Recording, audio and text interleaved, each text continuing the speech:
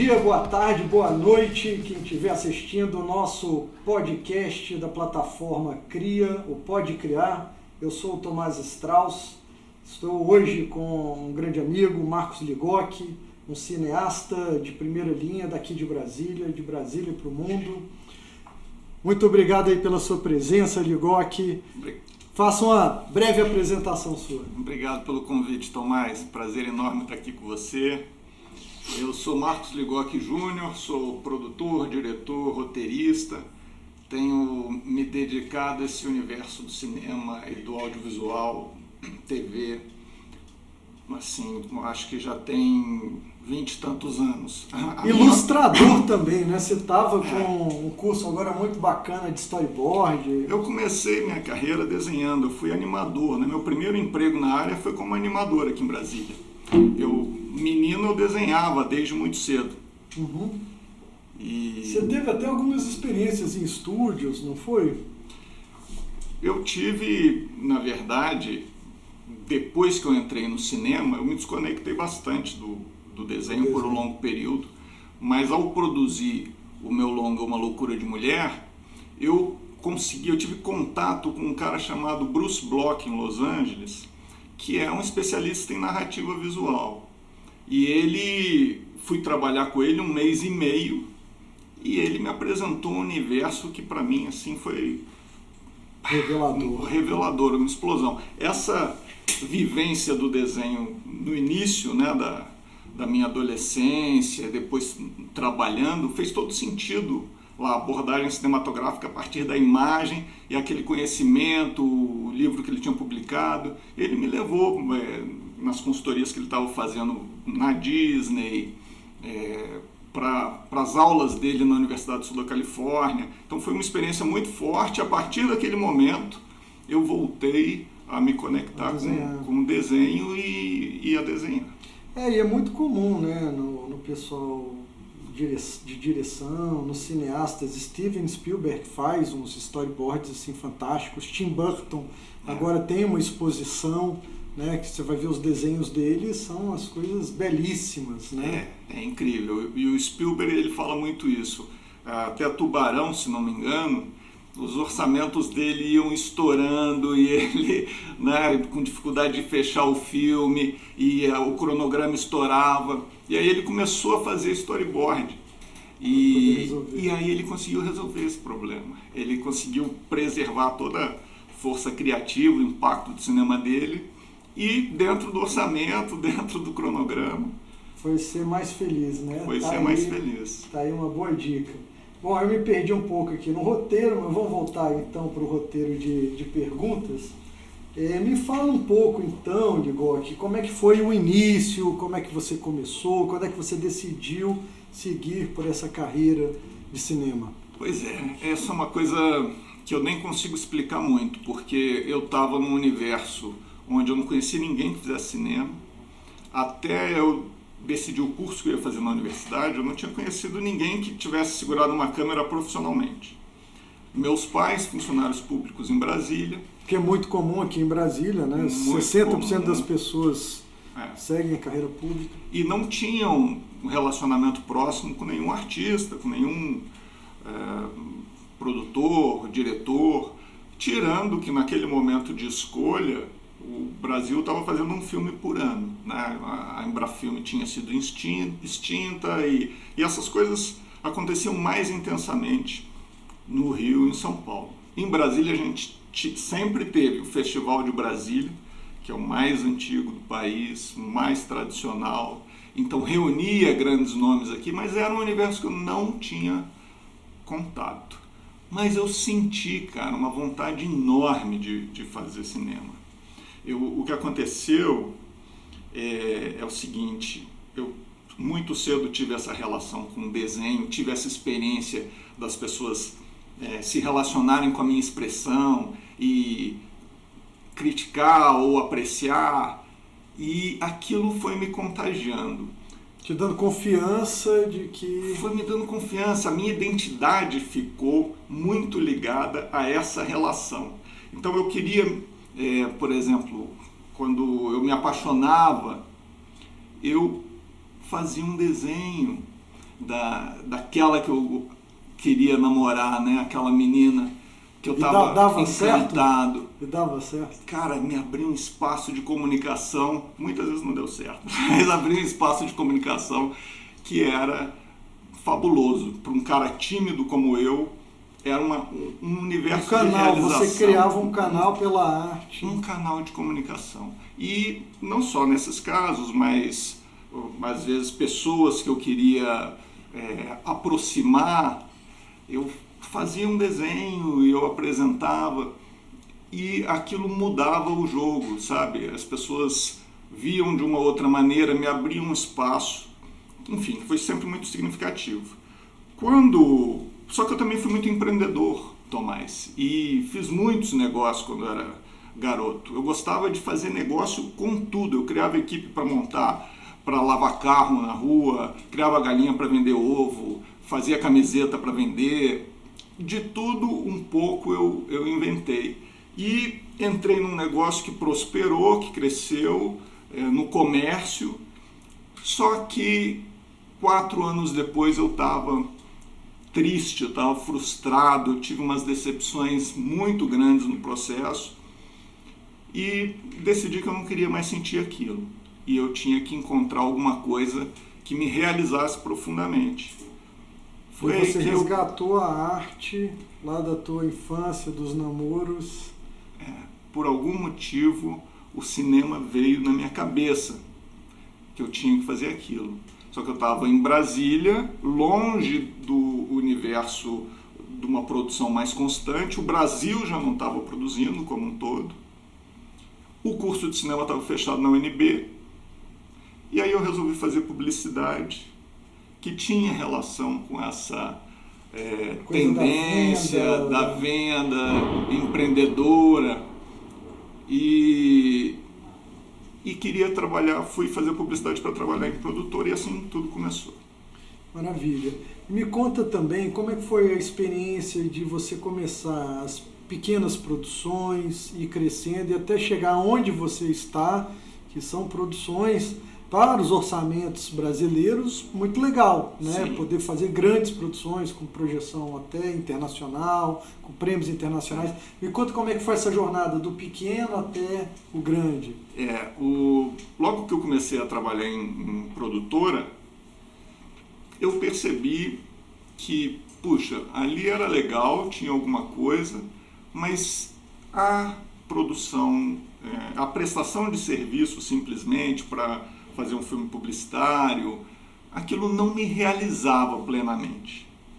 Eu queria mesmo fazer conteúdo, produzir entretenimento, para estar nas telas de cinema, para estar nas TVs. E fui atrás dessa informação, né, desse conhecimento. Onde é que está? Quem sabe fazer isso?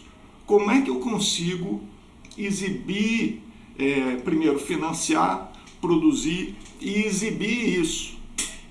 Onde é que está essa informação? E eu não acessava, as pessoas não conseguiam me dizer isso aqui em Brasília, no circuito que eu estava, que eu conhecia. E aí eu fui primeiro ao Rio de Janeiro fazer uma série de pequenos cursos. Eu fiz curso de direção, curso de roteiro, curso de direção de produção. E aí comecei a sentir, puxa, tem algo aqui.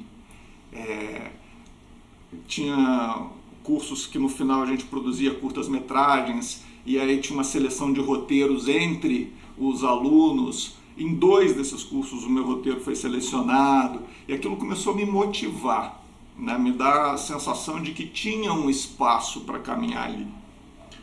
Beleza, então eu ficava indo e voltando. Isso começou a mudar meu campo de trabalho aqui, né? Eu comecei a dirigir para vídeos institucionais em Brasília, eu tive um período como animador, né? E ficava sempre buscando essa informação. Até que teve um momento que eu consegui uma oportunidade, numa dessas idas para um festival do Rio. Eu fui conversar, teve uma palestra da vice-presidente da Colômbia, a Iona Macedo. Quando ela desceu, eu fui até ela, me apresentei. E eu tinha feito, como eu já tinha estudado muito roteiro, e eu queria entrar na indústria de qualquer maneira, eu tinha feito um cartãozinho roteirista.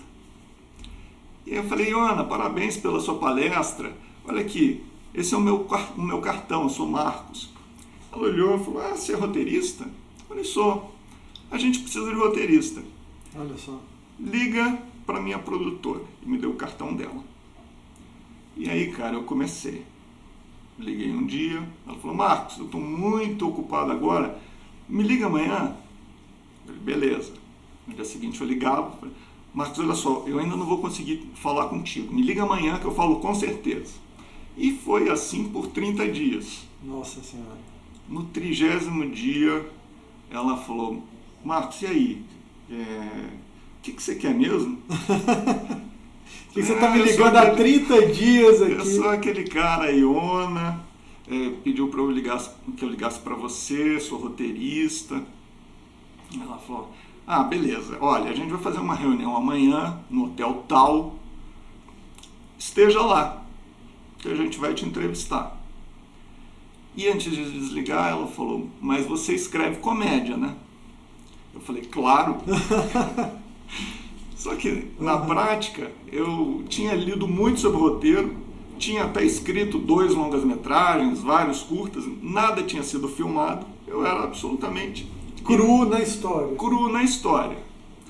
E aí a minha saída foi, aquela noite eu desci para um boteco que tinha perto de onde eu estava hospedado, no Rio, com um caderno e uma caneta e comecei a escrever sinopses de... Comédias. Situações cômicas. Fiz as 3 melhores, eu separei e fui para a reunião.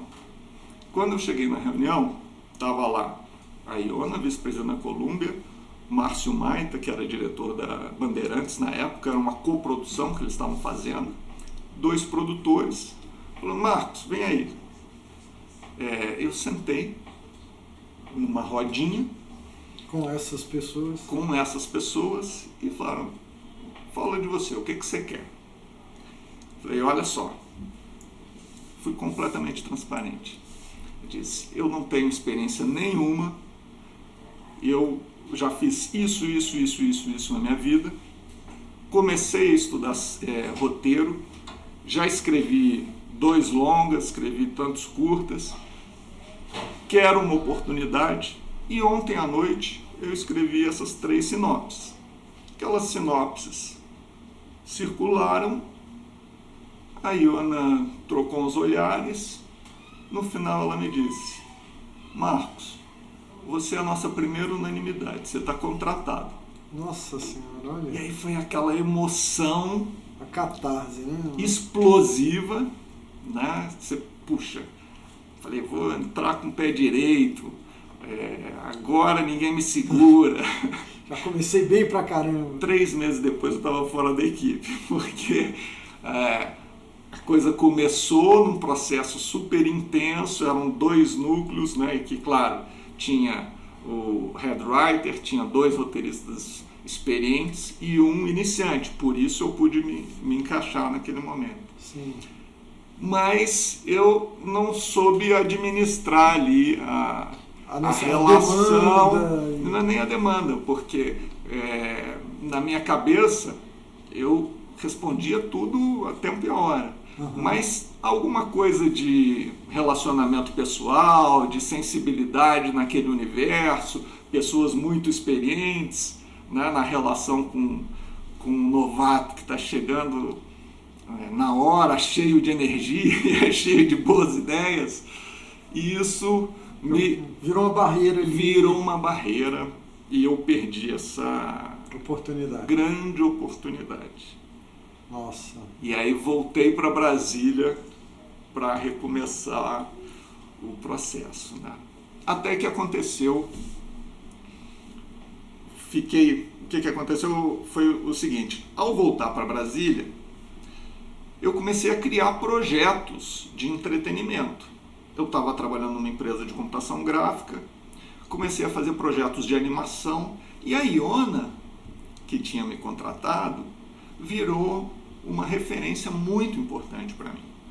Então, de vez em quando eu mandava uma mensagem para ela e perguntava: Iona, como é que se vende animação no mundo?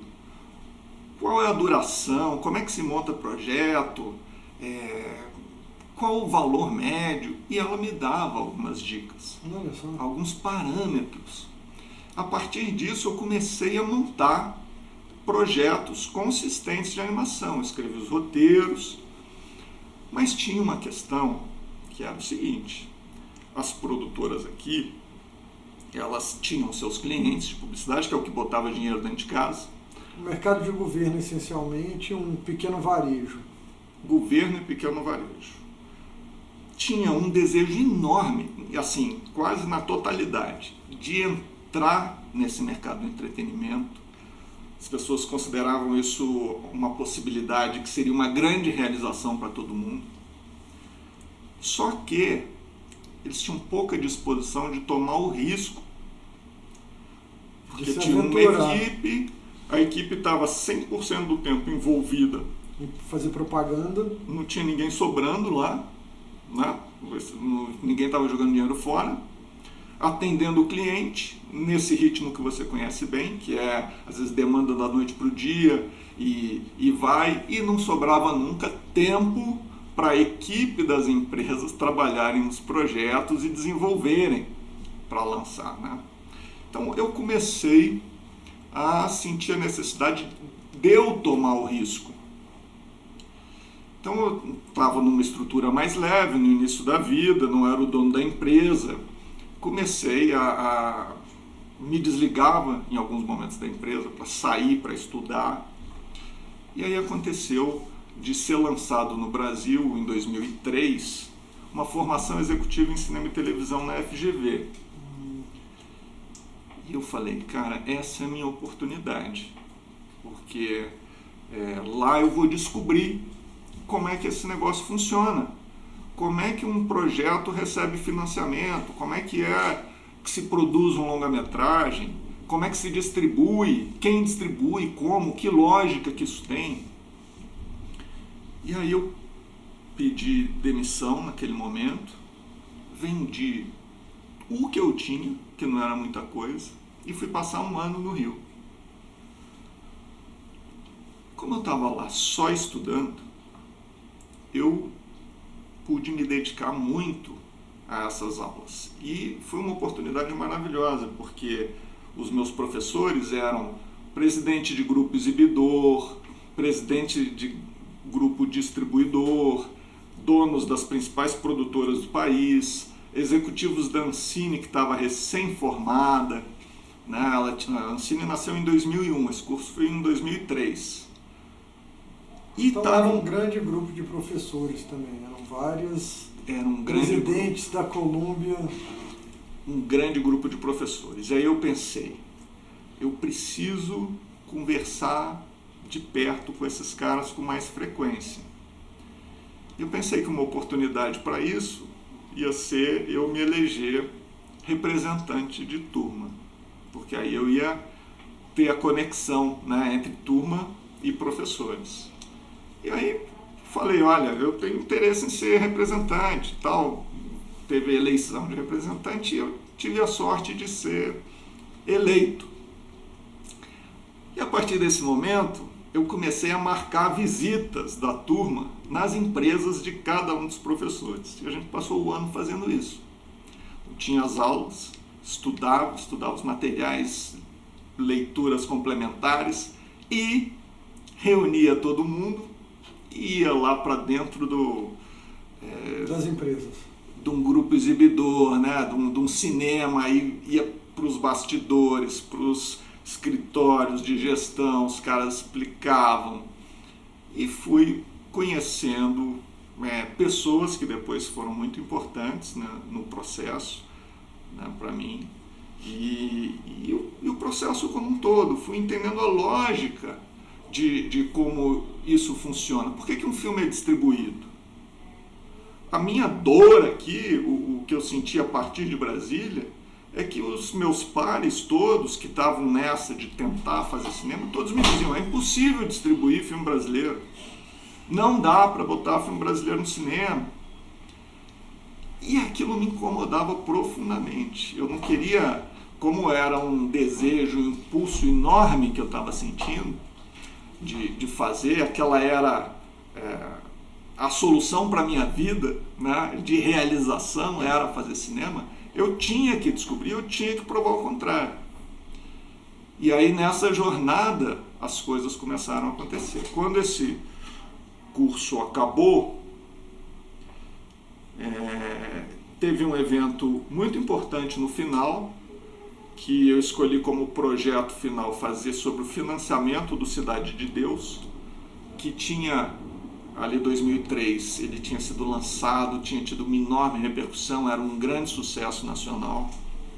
E eu consegui entrevistar o Fernando Meirelles, consegui entrevistar o Bruno Weiner, que era da Lumière na época, distribuidor, Maurício Ramos, que era sócio, um produtor associado do projeto, que foi quem viabilizou, participou dessa viabilização na negociação inicial com a Miramax.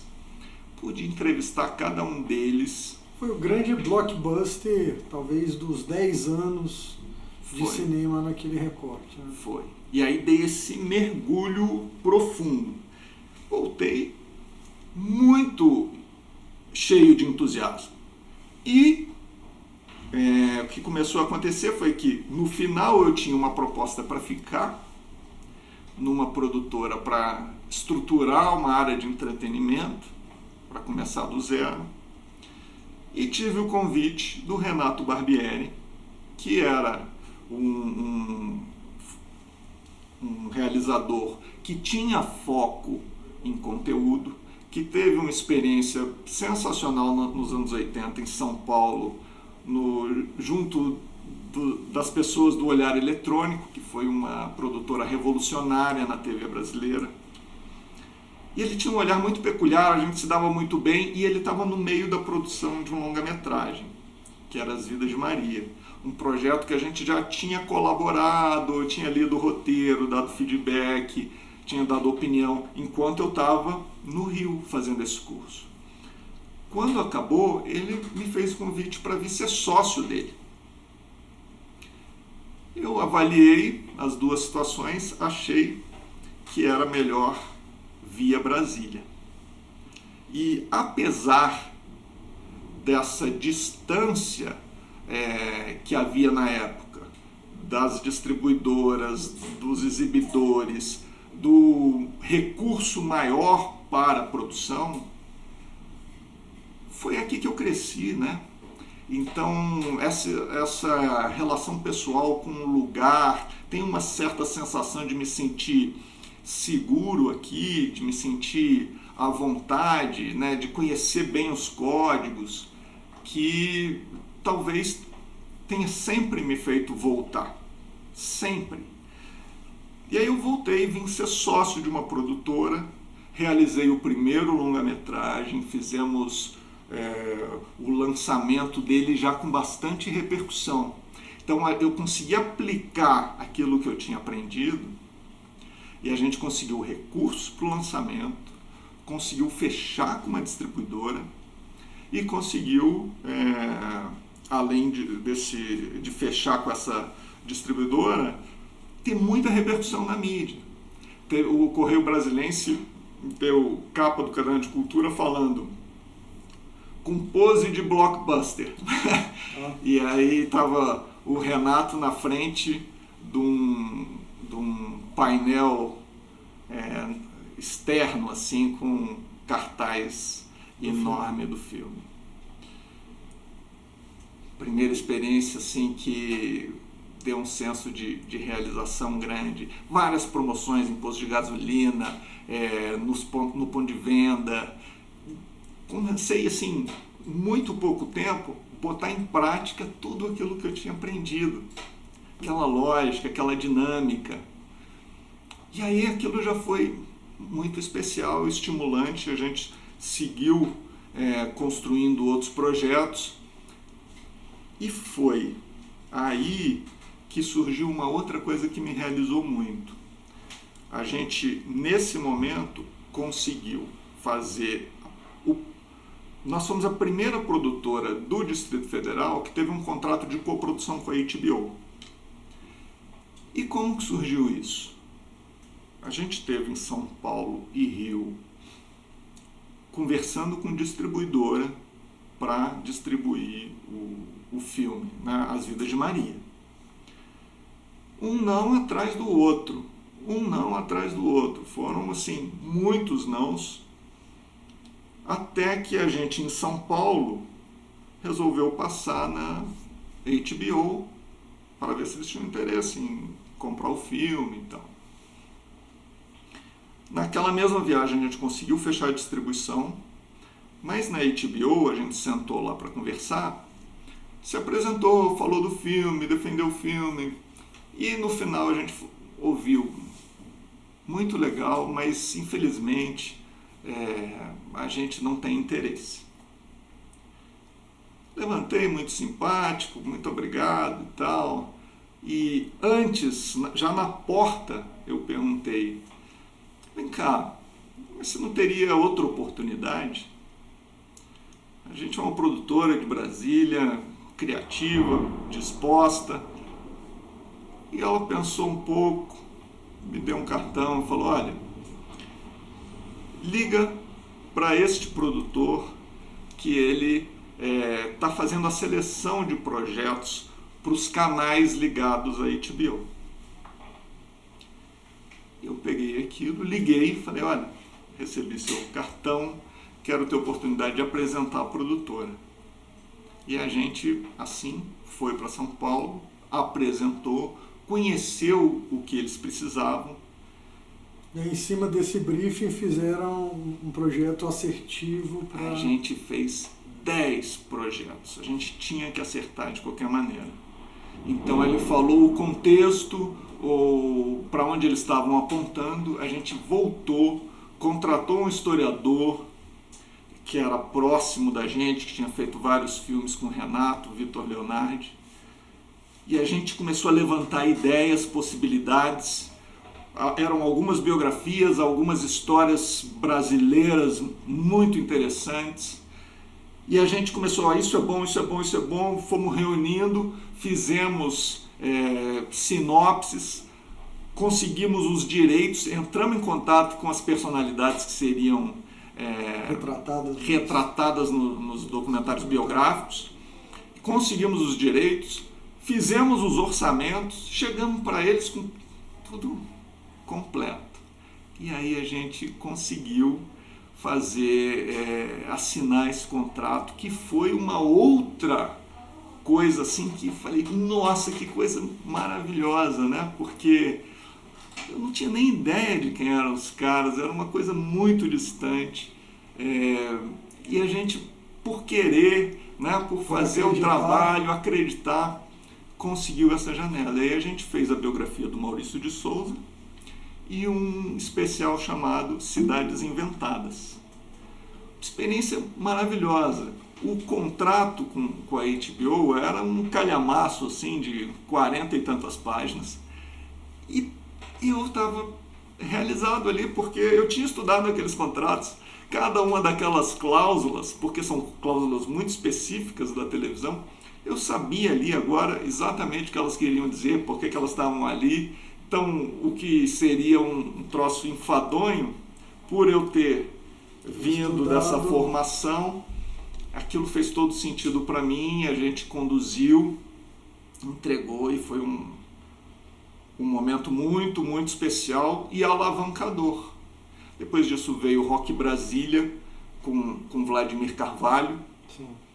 Que foi uma outra grande oportunidade. Surgiu por acaso o Rock Brasília. O Vladimir, eu fazia parte da Aprocine, o Vladimir também. De vez em quando a gente se reunia para falar de cinema. Eu já era um grande admirador do trabalho dele. E um belo dia eu estava chegando em São Paulo, no aeroporto de Congonhas, e vi na vitrine o lançamento do livro do Carlos Marcelo sobre o Renato Russo. Eu não sabia que o livro estava sendo feito. Eu comprei na mesma hora e devorei. apaixonado pelas histórias, apaixonado por aquele universo. Legião Urbana é parte da nossa geração, da nossa adolescência. E eu babando com aquilo tendo sido tão bem escrito, uma pesquisa tão boa, uma publicação tão bonita, né, e acessível. E eu fiquei tão empolgado que tive a vontade de ligar para o Vladimir, que é um cara que veio e começou a filmar Brasília em todas as suas perspectivas, um olhar muito generoso com a cidade e que procura entender o que é essa dinâmica das pessoas que vieram para cá. Também foi professor da UNB. E eu falei, Vladimir, eu descobri um livro do Renato Russo, sabia que o Carlos Marcelo fez. Ele falou, sim, Marcos, eu já li. E eu não sei se você sabe, mas eu tenho um projeto sobre o Rock Brasília. Eu falei, sério? Sério, eu gravo imagens desde 87. Olha só. Ele tem uma forma muito própria de fazer seus filmes, né? O Vladimir, ele vê um fato acontecendo que ele entende que é um negócio relevante. Ele registra. Ele chama uma equipe, vai, registra, estuda aquilo, cuida daquele conteúdo. E é um arquivista, né? Então ele guarda, ele arquiva, ele consegue acessar depois, pega os recortes de jornal. Ele tinha um projeto na cabeça dele, pronto. Com aquela energia eu falei, Vladimir, eu vou te ajudar. E aí comecei, sem nenhum interesse em estar no projeto num primeiro momento, não me via naquela conexão, negócio que ele estava desenvolvendo. A primeira coisa que eu fiz foi ligar para uma amiga que tinha um projeto de coprodução que tinha fracassado e ela tinha captado parte de um recurso. E eu falei, vem cá, você sabe que o Vladimir tem um projeto sobre o rock? Esse recurso não poderia ser usado no projeto dele? Fiz a conexão, eles conversaram, enfim, estruturaram ali o pensamento sobre essa possibilidade, alguma coisa não deu certo, não rolou. Teve uma segunda oportunidade que eu tentei aí numa aproximação de realização. Até que o Vladimir falou, vem cá, Marcos, por que você não vem e não assume a produção? E eu topei. E topei como um grande presente, como uma grande oportunidade. O Vladimir, para mim, era um grande mestre do cinema. É, até hoje, uma das minhas grandes referências. A sensibilidade dele de olhar, a capacidade de contar a história dele, eu vi poucas vezes igual. Nível global, assim. Fotografia. Sensibilidade para fotografia, ele também é um escultor, é um grande leitor, E eu falei, é aqui que eu vou aprender a fazer cinema. Então, no processo de desenvolvimento, comecei a trocar muito com o Vladimir, que foi muito generoso, me abriu espaço para opinar, para sugerir, para ouvir, né, para buscar os recursos que estavam faltando. E eu fui acompanhando, tentando entender qual era a lógica que ele tinha na cabeça dele para realizar. E depois na filmagem.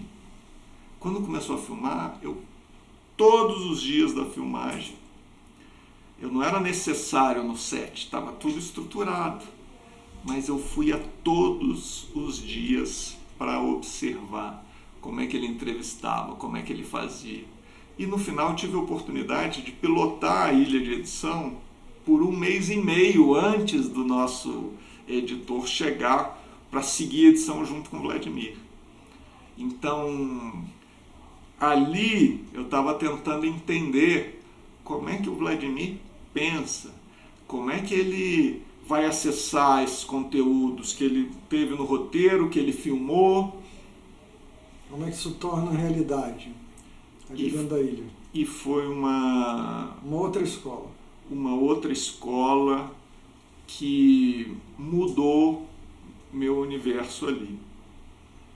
E a partir dali você foi fazendo outras produções, muitas com Barbieri, né? Vocês fizeram uma parceria que até hoje perdura.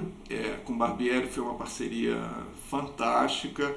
Um pouco já no meio da produção dos filmes para HBO, a gente decidiu trabalhar separado, em produtoras separadas, porque eu tinha um foco de buscar alguns projetos de ficção que demandavam muita energia e o Barbieri ainda tinha muitos projetos documentais que ele era absolutamente apaixonado, especialista, absolutamente sensível, também uma técnica, um olhar para isso que ali também foi uma grande escola para mim.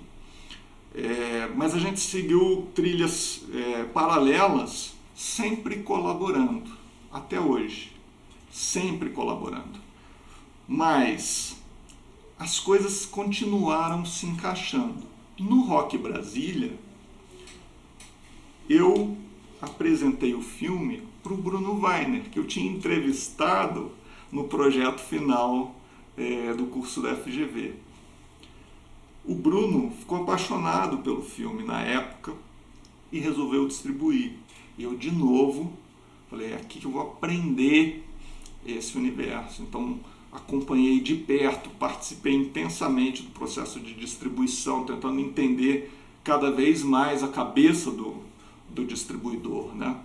E o Bruno, que hoje é presidente da Downtown, foi quem distribuiu depois o Pureza, que foi lançado agora.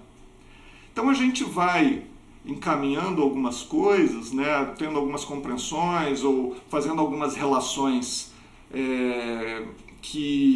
onde há uma conexão efetiva, uma troca efetiva, e isso vai formatando o teu futuro, né? No Rock Brasília foi um privilégio enorme ter Vladimir, Renato Russo, né, Plebe Rude, Capital Inicial, como parte de um produto. A quantidade de fãs, o valor dessa obra eu não precisava explicar. E aí, com isso, eu fui buscar a gravadora que tinha os direitos do Legião Urbana, que era a EMI. E a gente conseguiu, nesse processo, lançar a trilha sonora do filme. E uma outra coisa que me tocou muito, que eu achei muito especial, a gente conseguiu relançar o primeiro álbum de cada uma das bandas numa caixinha, identificada com a arte do filme, que era vendida amplamente pelo Brasil. E o primeiro álbum da Plebe Rude, o Concreto Já Rachou, ele estava esgotado há anos, sem ninguém ter acesso. Então foi no lançamento do Rock Brasília que esse álbum voltou a circular. Muito Isso legal. É Brasília, né? Muito legal.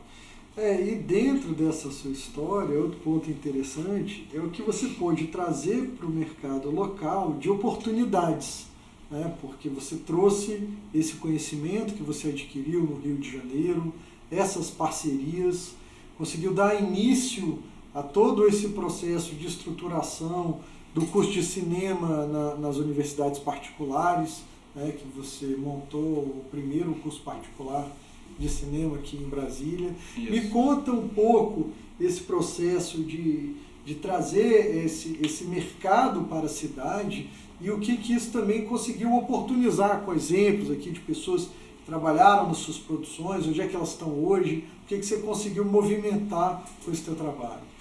Tomás,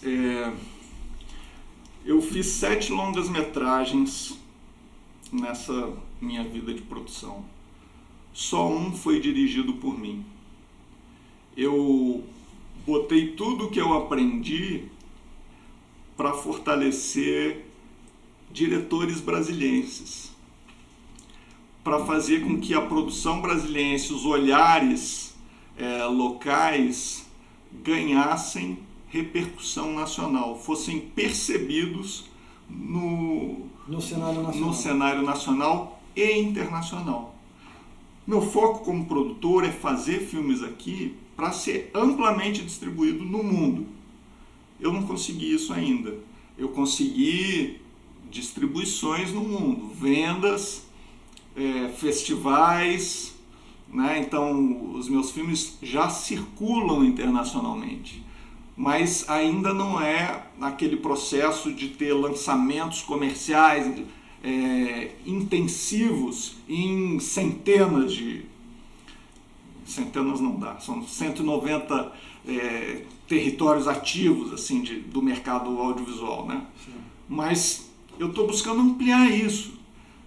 Mas, em termos de Brasil, a gente conseguiu, felizmente, provocar uma boa distribuição de obras de gênios e grandes realizadores como Vladimir, como o Renato Barbieri, como o Iberê Carvalho, né? Agora o Lino Meirelles fez um documentário sobre a história do Festival de Brasília. Sim. E a gente teve junto para dar suporte nessa conexão. Grandes talentos que muitas e muitas vezes, por não ter tido essa oportunidade que eu tive, às vezes no desenvolvimento do projeto podem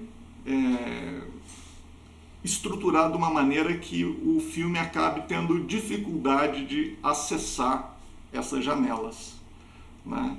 Então, como é que eu entendi ou identifiquei que era possível que os filmes daqui tivessem acesso fora? Se os filmes daqui tivessem valores que fossem percebidos por eles. Então, eu sempre produzi desse jeito. Eu tenho uma história valiosa, eu procuro descobrir, identificar o que eu não estou disposto a abrir mão, o que me levou a contar aquela história e a enfrentar o desafio de fazer um filme sobre aquilo. Isso eu defino muito bem.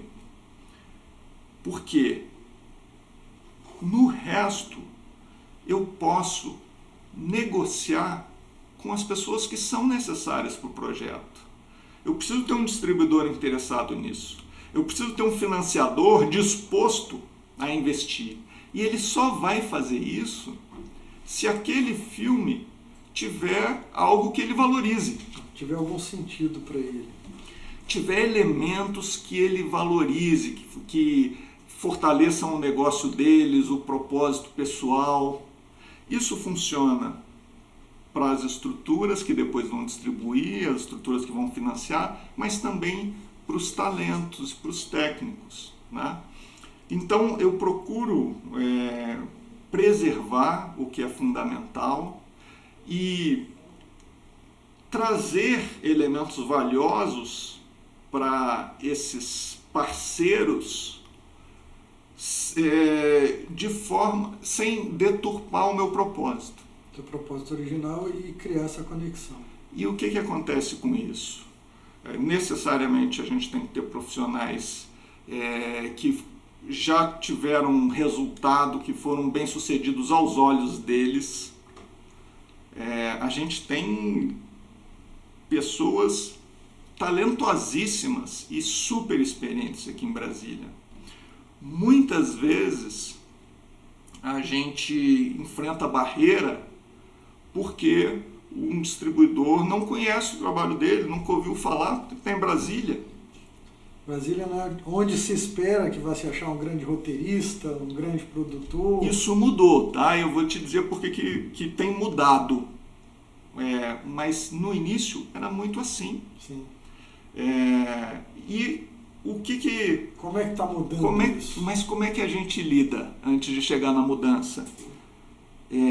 Mantém aquele profissional e traz para colaborar com esse profissional algum outro elemento que seja valioso para o parceiro e que, no olhar dele, supra o que seria o risco que ele estaria correndo.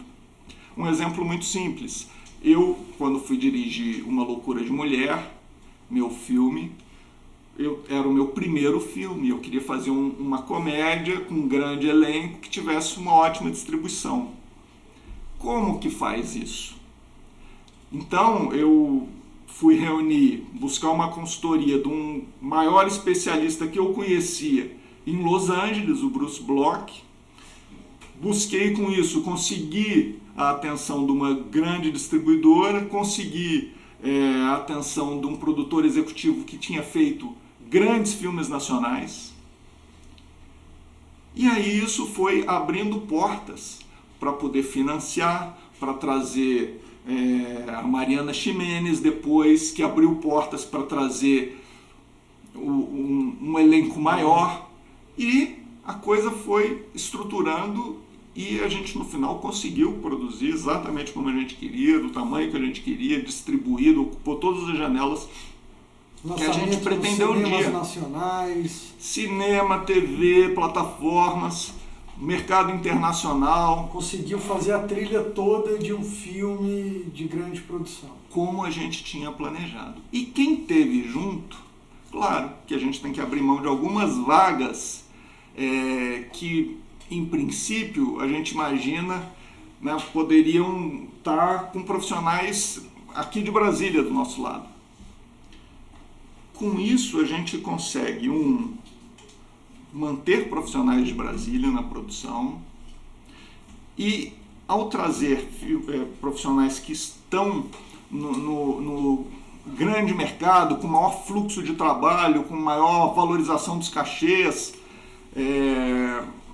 com maior acesso à demanda, a gente consegue mostrar o valor desses caras, desses talentos brasilienses, para esses caras. E muitas vezes, depois das produções, esses caras estavam colocados em alguma grande produção fora de um filme ou de uma série, precisavam resolver um problema, precisavam de um assistente de direção, de um técnico de arte. E hoje são profissionais de Brasília. Ligavam para os caras de Brasília que eles conheceram nas nossas produções. Então, essa troca de pessoas, todo mundo acaba ganhando. A gente só precisa fazer eles trabalharem juntos, né? E se conhecerem, porque o talento é abundante, só que muitas vezes eles estão isolados. Então a gente precisa mostrar isso. Esse meu percurso, cara, foi na tentativa, na busca de trazer informação para cá e trazer conexão. A gente citou o curso de cinema e mídias digitais do IESB, que a gente teve a oportunidade de estruturar. Passei 2 anos lá estruturando. Eu saí, fui a Los Angeles, a Argentina, São Paulo, Rio, conhecendo os cursos.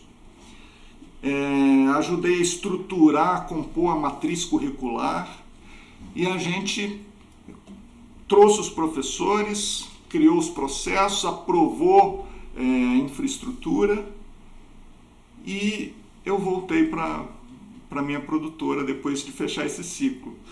Mas com isso, a gente conectou também o IESB ao festival, a gente fez diversas vezes encontros em que eu trazia todas as pessoas que eu conheci no curso na FGV.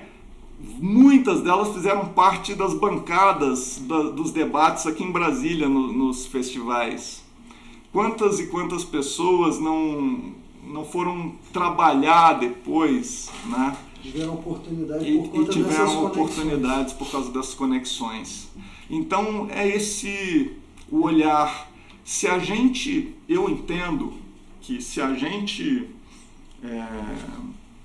fecha e fala: o meu filme, para ser puro sangue, para ser válido, né, essa jornada, eu tenho que fazer ele 100% com recursos locais. A gente cria uma barreira muito grande para que ele se comunique.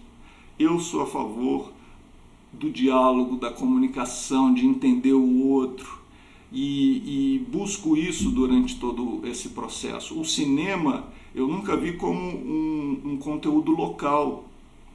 Você vê, o grande mercado que é Los Angeles, ele é um centro de talentos, e eles contam histórias do mundo inteiro.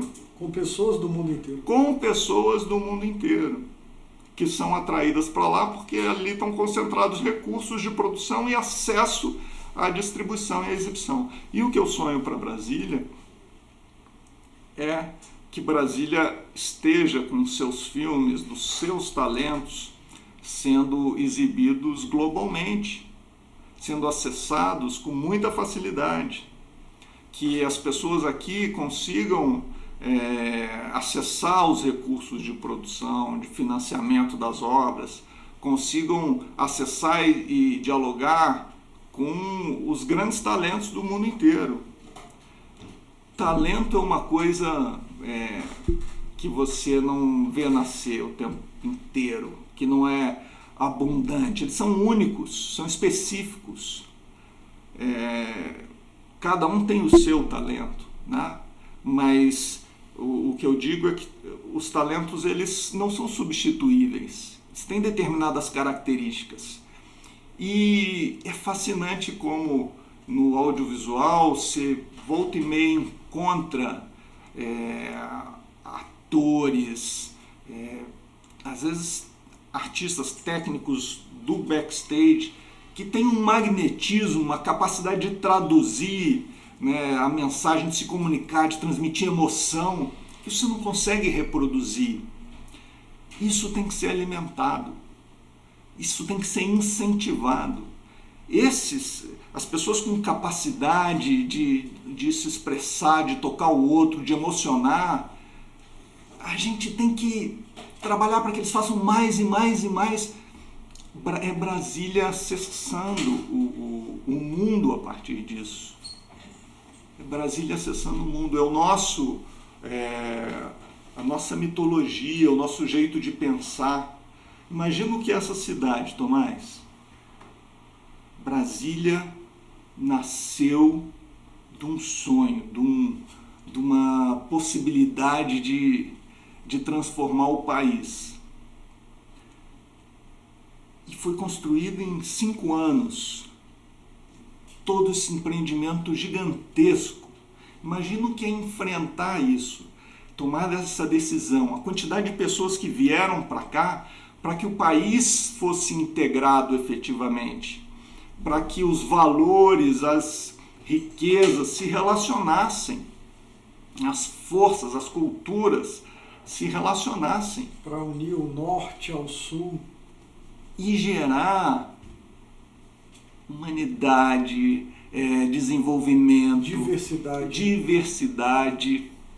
Brasília tem essa missão, essa característica. Quem veio para cá e cresceu aqui tem isso no sangue. Tem esse sentimento de integração, de percepção do todo. Então é um universo muito especial que é refletido, cara, em muitas obras que estão sendo feitas, seja no cinema, no design, seja em outras áreas do campo criativo. Em outras áreas do campo criativo. Maravilha, Ligoc. Chegamos ao fim do nosso tempo, né? Até o pessoal da produção já me avisou ali há algum tempo, mas o papo estava bom e esse final achei fantástico. Vamos ver se a gente faz um outro podcast e depois vou falar dos detalhes, né? Eu acho que a gente ficou no campo macro que orientou, eu espero que esse documento, esse podcast possa ajudar a essa turma que está começando, a ver o caminho que você trilhou, como é que foram as suas construções e os frutos maravilhosos que você pôde dar para Brasília, que vai continuar produzindo e ampliando cada vez mais o potencial criativo da nossa cidade, de Brasília para o mundo e do mundo para Brasília. Muito obrigado aí, Livone. Legal, Tomás. Obrigado pela oportunidade.